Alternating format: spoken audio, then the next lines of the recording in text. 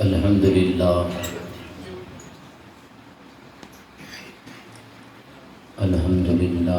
الذي هدانا إلى الصراط المستقيم والصلاة والسلام على من اختص بالخلق العظيم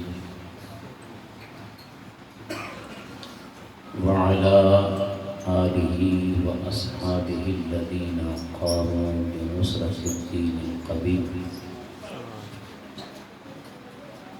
أما بعد فأعوذ بالله من الشيطان الرجيم. بسم الله الرحمن الرحيم.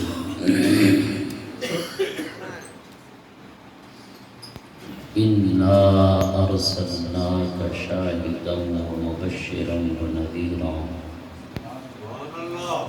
لتؤمنوا بالله ورسوله وتعزروه وتوقروه وتسبحوه بكرة وأصيلا. صدق الله العظيم. إن الله وملائكته يصلون على النبي يا أيها الذين آمنوا صلوا عليه وسلموا تسليما. محبت کے ساتھ درود شریف صلی اللہ علیہ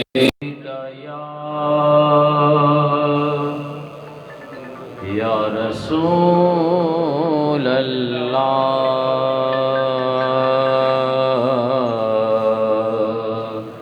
وسلم علیہ یا حبیب اللہ. سب مل کے پڑھیں صلی اللہ علیہ یا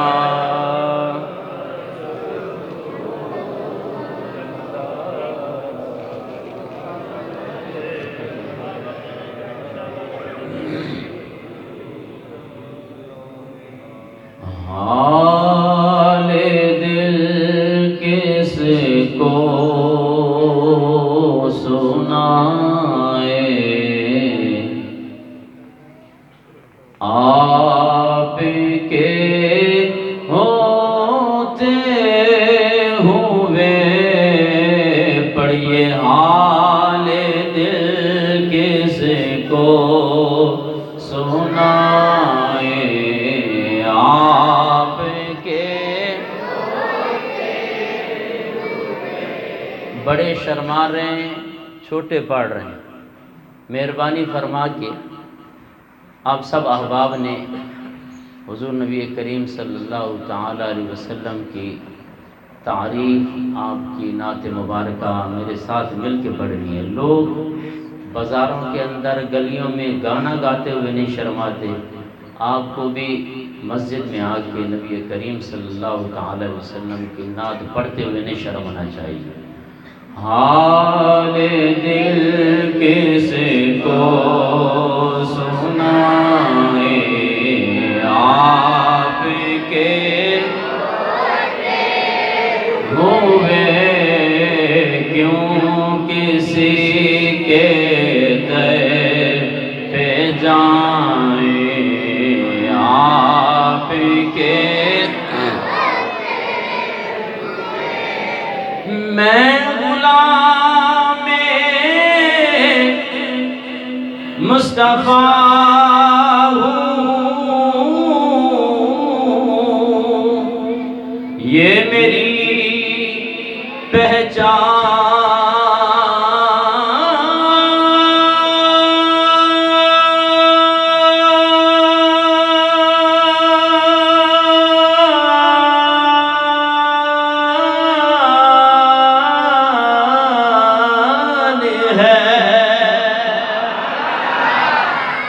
آواز بلند کہیے سبحان اللہ.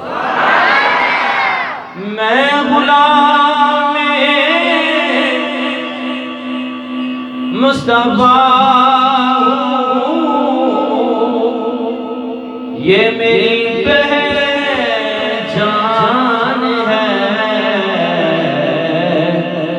غم مجھے کیوں کر ستائیں آپ کے ہوئے پڑی غم مجھے کیوں کرے ستائیں آپ کے اپنا جینا اپنا مرنا اب اسی چوکھٹ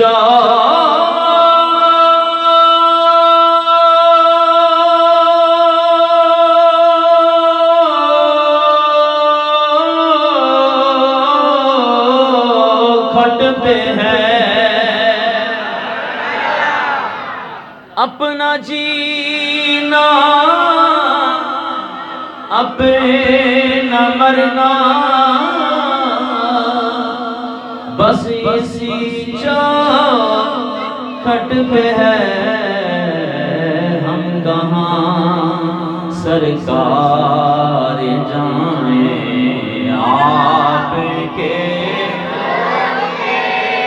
ہوئے ہم کہاں سرکار جائیں آپ کے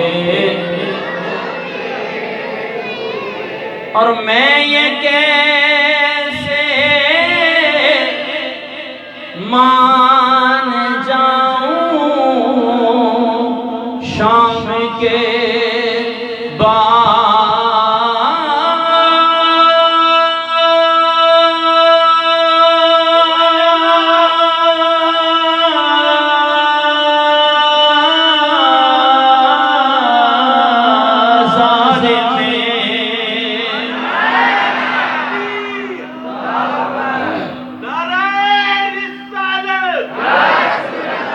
میں یہ کیسے مان جاؤں شام کے بازار میں چھین لے کوئی ردائیں عقاب کے ہوئے چھین لے کوئی ردائیں آپ کے ہوئے حال دل کس کو سنائیں آپ کے ہوتے ہوئے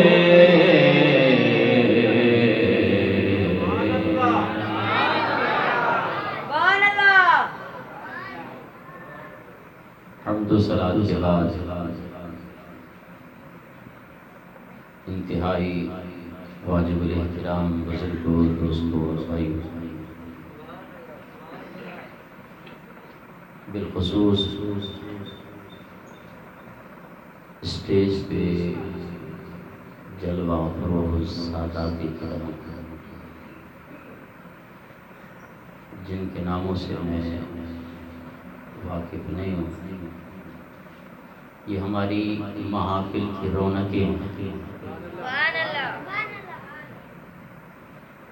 اور الحمدللہ یہی امتیاز ہے ہمارے اور ان کے اندر آپ نے سنا اور پڑھا ہوگا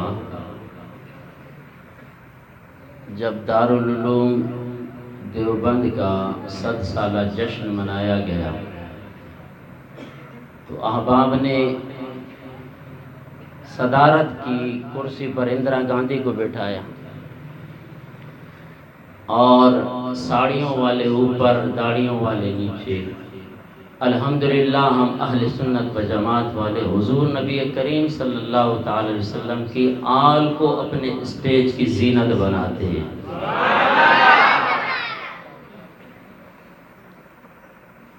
اور بانی محفل استاذی برادم حضرت علامہ علی نواز القادری دامت برکاتہم العالیہ۔ معزز سامعین، بندہ ناچیز نے قرآن مجید فرقان حمید میں سے 26واں پارہ سورہ فتح آیت نمبر 8 اور 9 آپ احباب کے سامنے تلاوت کرنے کا شرف حاصل کیا۔ اس میں خالق کائنات نے ارشاد فرمایا،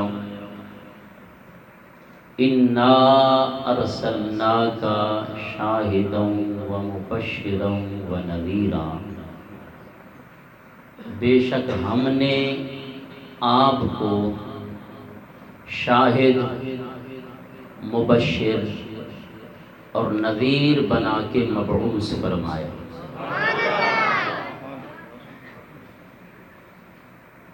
لِتُؤْمِنُوا بِاللَّهِ وَرَسُولِهِ، تاکہ تم ایمان لاؤ اللہ اور اس کے رسول پہ، وَتُعَزِّرُوهُ وَتُوَقِّرُوهُ، اور اس کی تعظیم اور توقیر کرو، وَتُسَبِّحُوهُ بُكْرَةً وَأَصِيلًا، اور اس کی خوب صبح و شام تسبیح بیان کرو۔ اس آیہ مبارکہ میں، پہلی آیہ مبارکہ میں خالق کائنات نے حضور نبی کریم صلی اللہ تعالی علیہ وسلم کی 3 عظمتوں کا ذکر ارشاد فرمایا۔ باواز بلند کہیں سبحان اللہ۔ یہ کبھی سرڑی جا شوقین بیٹھا ہے نا، انہیں سمجھ یہ 10 بستہ عرضہ تو انشاءاللہ سرڑی تھیں دی، لیکن ابتدان جی کا تمہیدی کلمات ہوں ہے انہیں جو سمجھن ضروری ہوں تو ہاں یہ نہ جو بس بالکل اسٹارٹ کوئی بس سر کو کھیو تو لتھو بھی سر تے مفہوم اور مطلب اور پیغام سمجھ میں نہ آئے، یہ گال نہ بن دی۔ باواز بلند چو سبحان اللہ۔ ڈریدہ بیاؤ سبحان اللہ تے کو بھی FIR درج نہ تھی دی، باواز بلند چو سبحان اللہ۔ جو ایک مرتبہ سبحان اللہ کہتا ہے اللہ تبارک و تعالی اسے 90 نیکیاں عطا فرماتا ہے۔ انجان بھی ڈریے تو باواز بلند چو سبحان اللہ۔ بھئی مانجے خلاف FIR درج سے باواز بلند چو سبحان اللہ۔ اور جو ایک مرتبہ سبحان اللہ کہتا ہے اللہ 90 نیکیاں بھی عطا فرماتا ہے اور 90 گناہ بھی مٹا دیتا ہے۔ ہاتھ متھے کرے چاہو سبحان اللہ۔ اور سبحان اللہ کا مطلب یہ ہے کہ اللہ پاک ہے، ڈرتے کیوں ہو؟ جو اللہ کی پاکیزگی بیان کرتا ہے اللہ اس کے دل کو پاک اور صاف ستھرا فرما دیتا ہے۔ ہاں یہ ڈریو تو نہ جی باواز بلند چو سبحان اللہ۔ تو اس آیہ مبارکہ کے پہلے حصے میں خالق کائنات نے حضور نبی کریم صلی اللہ تعالی علیہ وسلم کی 3 عظمتوں کا ذکر ارشاد فرمایا۔ ویسے تو خدا کی قسم الحمد سے لے کے والناس تک پورا قرآن حضور نبی کریم صلی اللہ تعالی علیہ وسلم کی عظمتوں سے بھرا ہوا ہے۔ ساری رات ہم حضور نبی کریم صلی اللہ تعالی علیہ وسلم کی عظمتوں کا، رفعتوں کا، بلندیوں کا تذکرہ کرتے رہے۔ اور بھئی رات کیا ہے، ہماری زندگیاں بیت جائیں، کائنات ساری ختم ہو جائے اور ساری کائنات کی عمریں ایک سائڈ پہ، تب بھی نبی کریم صلی اللہ تعالی علیہ وسلم کی تعریف کا حق پھر بھی ادا نہیں ہو سکتا۔ لیکن خالق کی کائنات نے ارشاد فرمایا، اے حبیب پیارے ہم نے آپ کو شاہد بنا کے مبعوث فرمایا۔ اے حبیب پیارے، ہم نے آپ کو مبشر بنا کے مبعوث فرمایا اور ہم نے آپ کو نذیر بنا کے مبعوث فرمایا۔ اور دوسری آیہ مبارکہ میں خالق کائنات نے حضور نبی کریم صلی اللہ تعالی علیہ وسلم کی عظمتوں کے بعد 3 حکم ارشاد فرمائے۔ پہلا حکم لِتُؤْمِنُوا بِاللَّهِ وَرَسُولِهِ، اللہ اور اس کے رسول پہ ایمان لے آؤ۔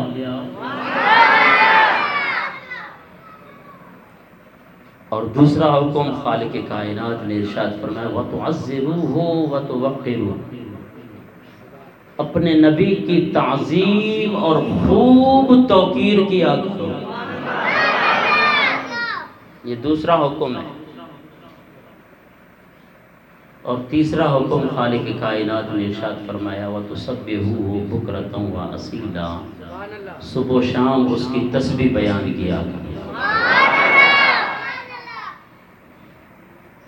عزیزان محترم، اسلام نے تو ہر بڑے کی تعظیم کا حکم ارشاد فرمایا ہے، جیسا کہ آقا دو جہاں صلی اللہ تعالی علیہ وسلم کی حدیث مبارکہ ہے من لم یرحم صغیرنا ولم یؤقر کبیرنا فلیس منا۔ میرے آقا نے ارشاد فرمایا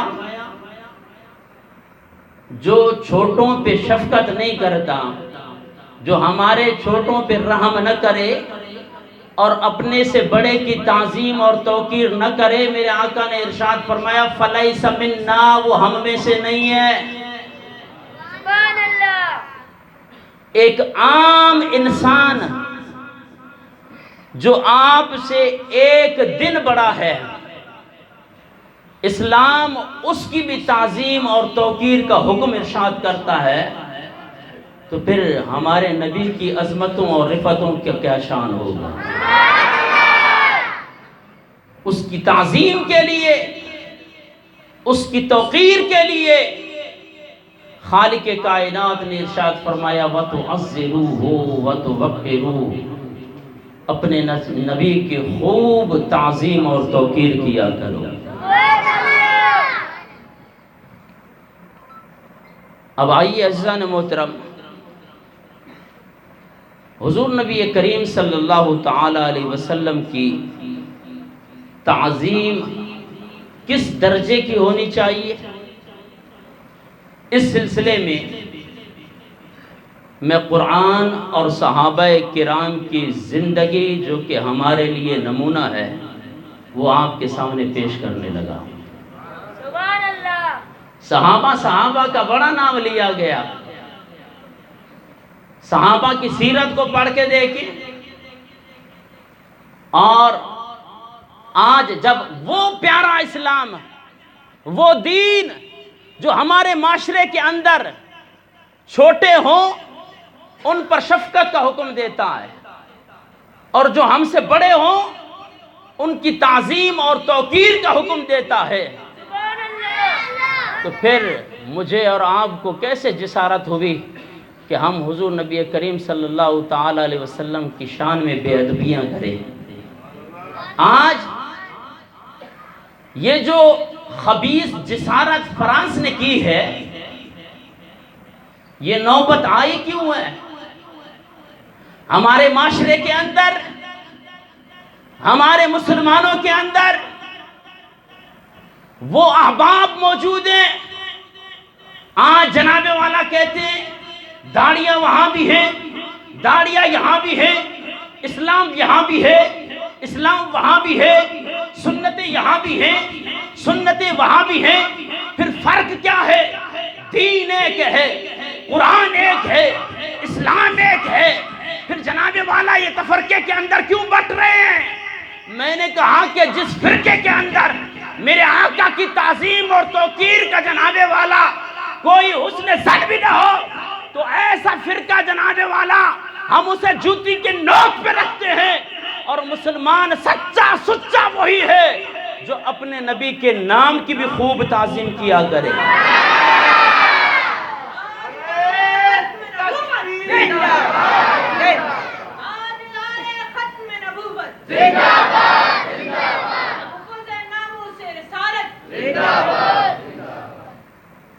کیوں نہ ہم اپنے نبی کی تعظیم اور توقیر کریں کہ جن کی عظمتوں کا خالق کائنات نے قرآن پاک میں خوب تذکرہ ارشاد فرمایا.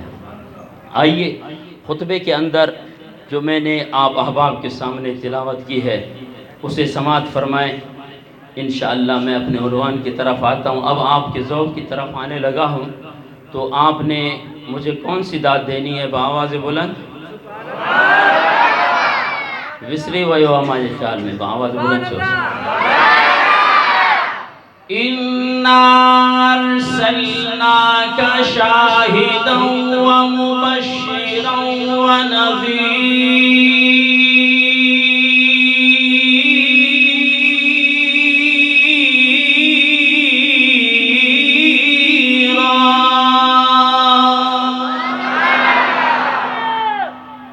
خالق کائنات نے 26واں پارہ سورہ فجر آیت نمبر 8 کے اندر ارشاد فرمایا اِنَّا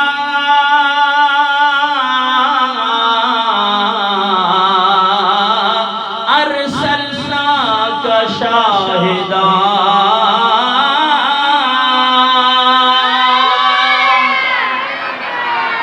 اے حبیب پیارے ہم نے آپ کو شاہد بنا کے مبعوث فرمایا وَمُبَشِّرًا اور ہم نے آپ کو مبشر بنا کے مبعوث فرمایا وَنَذِيرًا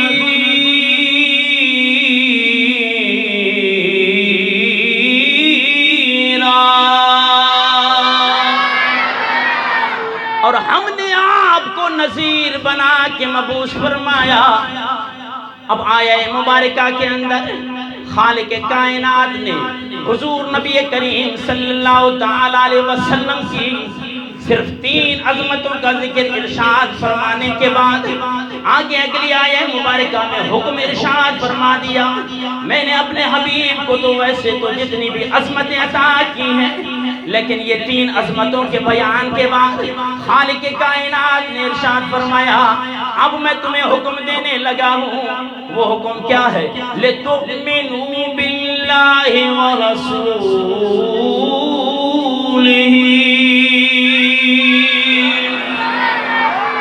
اللہ اور اس کے رسول پہ ایمان لے آؤ وَتُعَزِّرُوهُ وَتُوَقِّرُوهُ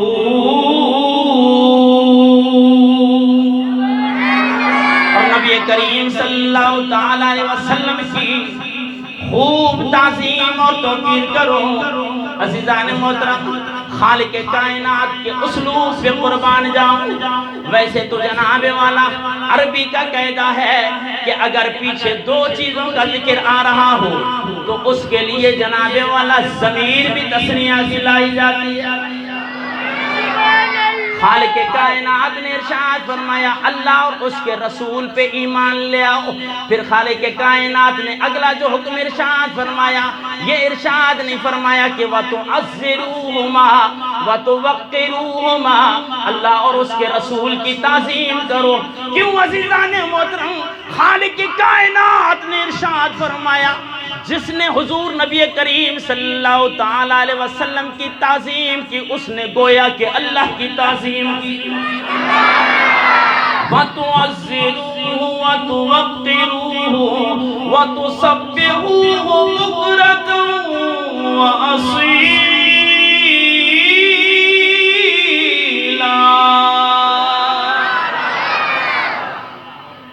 سبحان اللہ.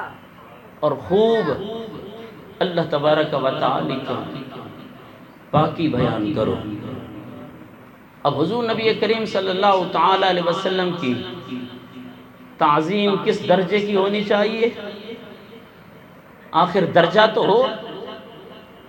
ہم نے تے کتابوں میں پڑھ ڈالا اور لکھ ڈالا الیاذ باللہ حضور نبی کریم صلی اللہ تعالیٰ علیہ وسلم کی تعظیم بڑے بھائی کی سی کرنی چاہیے. او بھائی بڑے بھائی کی تعظیم کتنی بڑی جسارت کی کہ تم نے حضور نبی کریم صلی اللہ تعالی علیہ وسلم کی تعظیم کو بڑے بھائی کی تعظیم جیسی تعظیم دینی ہے. آپ نے اصول نہیں پڑھے. ایک بات کروں، اگر خدا نہ خواستہ کسی کا بڑا بھائی فوت ہو جائے، یہ مسئلہ پوچھنے لگا ہوں ان مفتیان کرام سے کہ آیا اس کا پھر جو دیور ہے وہ اپنی بھابھی کے ساتھ نکاح کر سکتا ہے کہ نہیں کر سکتا؟ اس کے فوت ہو جانے کے بعد بھابھی کے ساتھ نکاح جائز ہے کہ نہیں؟ وہ پاگل کہیں کہ تم نے کیسے لکھا کہ حضور نبی کریم صلی اللہ تعالی علیہ وسلم کی تعظیم بڑے بھائی کسی کرنی چاہیے؟ والعیاذ باللہ. بولا کہاں سے یہ گستاخی ہے؟ اور بتاؤ بھائی، حضور نبی کریم صلی اللہ تعالی علیہ وسلم کی ازواج مطہرات مومنوں کی مائیں ہیں کہ نہیں ہیں؟ اور خالق کائنات قرآن پاک کے اندر حضور نبی کریم صلی اللہ تعالی علیہ وسلم کی تعظیم کا حکم دیتے ہوئے پہلا پارہ سورہ بقرہ آیت نمبر 104. سب سے پہلے اس کا شان نزول سن لے.